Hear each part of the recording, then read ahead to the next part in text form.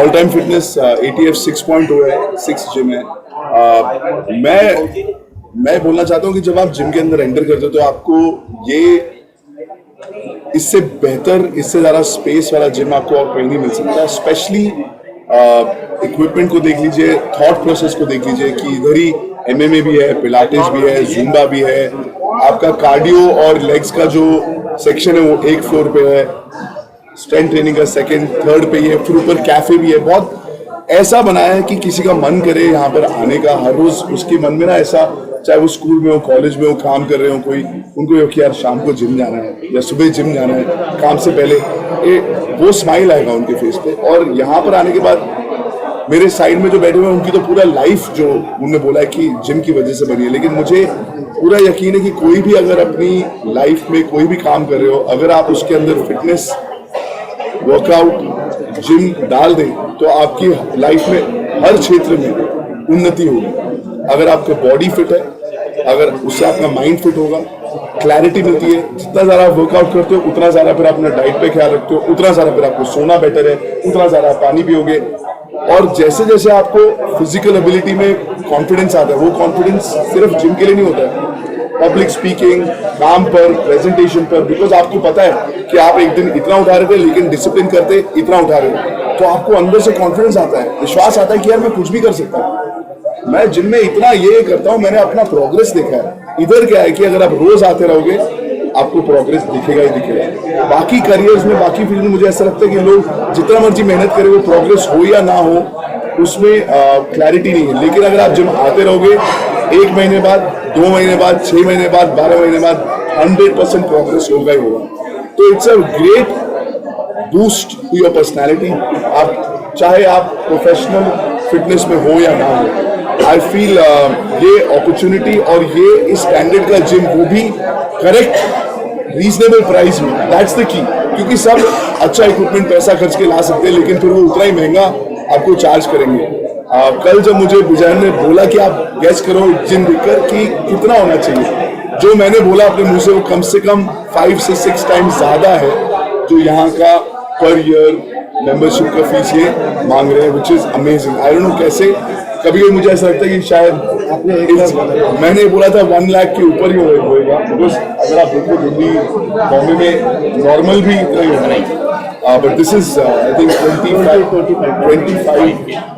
महीने का 2 कुछ हजार में, मतलब खाने का बिल 2000 से ज्यादा आता है एक खाने का। यहाँ पर पूरे महीने का मेंबरशिप है 2-3 हजार में। सर आपका फास्ट रिएक्शन क्या था?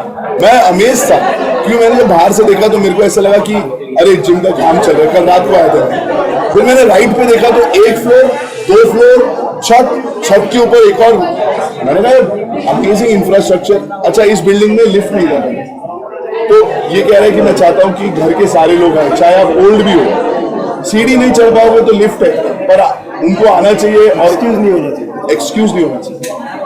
तो वो भी बनाया, पूरा इंफ्रास्ट्रक्चर बनाया। जैसे कि लोकल अथॉरिटीज हैं, जब कोई काम चल रहा होता है, पुलिस वाले आए थे ना कि रात को काम चल रहा है, कौन कर रहा है काम, जैसे ही पता लगा कि जिम का काम चल रहा है, इतना पॉजिटिव, ठीक है अच्छा काम चल रहा है, चल रहा है।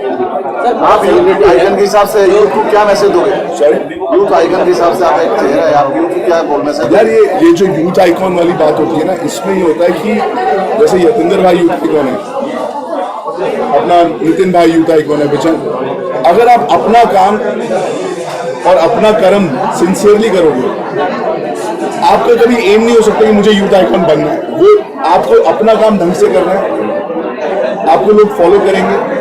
आपका जो डिसिप्लिन है या आपके जो तरीके हैं वो शायद वो अपने फील्ड में आजमाएं। जैसे इनका जो डिसिप्लिन है वो सिर्फ बॉडी बिल्डर्स के लिए नहीं, वो लाइफ के लिए। अगर मैं सुबह उठ के वही काम करूँ जो मुझे बार बार करना है, डिसिप्लिन रहूँ, वो अगर डिसिप्लिन मैंने इनसे सीख लिया तो मैं किसी भी फील्ड में अगर उसको अपनाऊंगा तो वो सही हो जाएगा। सो आई थिंक एज समबडी जिसके पास वॉइस है, मैं ये बोलना चाहता हूँ कि यंगस्टर्स को फिट रहना चाहिए। सेकेंडली, जो भी उनका पैशन है पूरी जान लगा दो पैशन ढूंढने में कि पैशन क्या है। क्योंकि एक ऐसी उम्र आती है 16 से 20-22 तक, ये पता ही नहीं कि मैं किस चीज़ में मुझे खुशी है, उस किस चीज़ में खुशी है उसमें घुस जाओ, फिट रहो, एंड देन क्या होगा कि आप काम करोगे और अपने पैशन की तरफ दौड़ोगे। और कहीं ना कहीं कभी कभी ऐसा होता है कि पैशन आपका काम भी बन जाता है, पर हर किसी के लिए ज़रूरी नहीं है। बट फाइंड योर पैशन, क्योंकि पैसा कमाना, काम करना एक चीज है, लेकिन अगर आपको लाइफ में खुशी नहीं है ना, अगर आप अपने वो पैशन वाली चीजें नहीं कर रहे हो या उससे इन टच नहीं हो, तो मजा लाइफ का किरकिरा हो जाता है. So young people should work hard, look for their passion and stay fit. Sir बहुत सेलिब्रिटी है जो कि अल्कोहल और गुटखा का प्रचार करते हैं, आप लेकिन अभी फिटनेस के बारे में बोल रहे हो, आप जिम का प्रचार कर रहे हो, तो जो लोग नशा करते हैं उनके बारे में कुछ बोल दीजिए. देखो, नशा करना तो वैसे ही बर्बादी है. हम दुनिया के ना सबसे बड़े यूथ हैं, वर्ल्ड के सबसे बड़ा यंग कंट्री इंडिया है. मैं एक चीज़ बोलना चाहूँगा इस पर. आप अगर भाई के प्रोफाइल में जाओगे, भाई ने खुद प्रचार किया है कि से नो टू टोबैको, जो कि शायद इंडियन गवर्नमेंट का ये है. उन्होंने भी उसी के लिए पूरे वीडियो सब कुछ बनाए. बोल देते हैं बहुत बंदे हैं जो कि दिल में रख लेते हैं. अब तो बोल दीजिए सर. नहीं, मैं कह रहा हूँ कि नशा तो हमारा जो बैकग्राउंड है, बचपन से ही, मतलब मेरे पिताजी फौज में हैं और हम सरदार हैं, तो नशा वॉज नेवर अ ऑप्शन में नहीं था. बिकॉज अगर आप स्कूल जा रहे हो, खेल रहे हो, जब तक आप खेल के वापस आते हो, आप खाना दे थक के सो जाते हो. सुबह 4 बजे प्रैक्टिस है स्कूल टीम की, आप प्रैक्टिस के लिए जा रहे हो, स्कूल जा रहे हो, होमवर्क कर रहे हो, खेलने जा रहे हो, सो जा रहे हो. तो मुझे ऐसा लगता है कि अगर आपका लाइफ फुल है, if you have a full life, if your parents, अगर माँ बाप अपने बच्चों पे ध्यान दे रहे हैं और उनको पूरे टाइम बिजी रख रहे हैं, टाइम ही नहीं है. मुझे समझ नहीं आता कि जो लोगों के पास वो टाइम कहाँ से आया. अगर आप स्टूडेंट हो, अगर आप कॉलेज में जा रहे हो, आप स्पोर्ट्स खेल रहे हो, म्यूजिक कर रहे हो, टाइम ही नहीं होना चाहिए आपके पास लाइफ में. अगर दैट्स व्हाई आई सेड कि पैशन को ढूंढो. अगर आपको अपना पैशन मिल गया ना, तो खोखला टाइम नहीं होगा, और खोखले टाइम में नशे का टाइम नहीं होगा. नशा इज मतलब उससे ज्यादा बर्बादी आपका नहीं, फैमिली का, दोस्तों का, सब चीज बर्बाद हो जाता है. तो वो तो हमेशा 100% से नो टू ड्रग्स. बट उसके बावजूद मैं कहता हूँ कि किसी की लाइफ में भी कोई प्रॉब्लम ना, स्पोर्ट्स या फिटनेस में घुस जाओ. आपको कोई भी बच्चा दिख रहा है ना, जैसे वो पुलिस वाले जो ऑफिसर थे, उन्होंने सही वो बोला कि जो नशे वाले थे वो भी जिम का नशा हो गया. स्पोर्ट्स का है, जिम का नशा अगर आ जाएगा.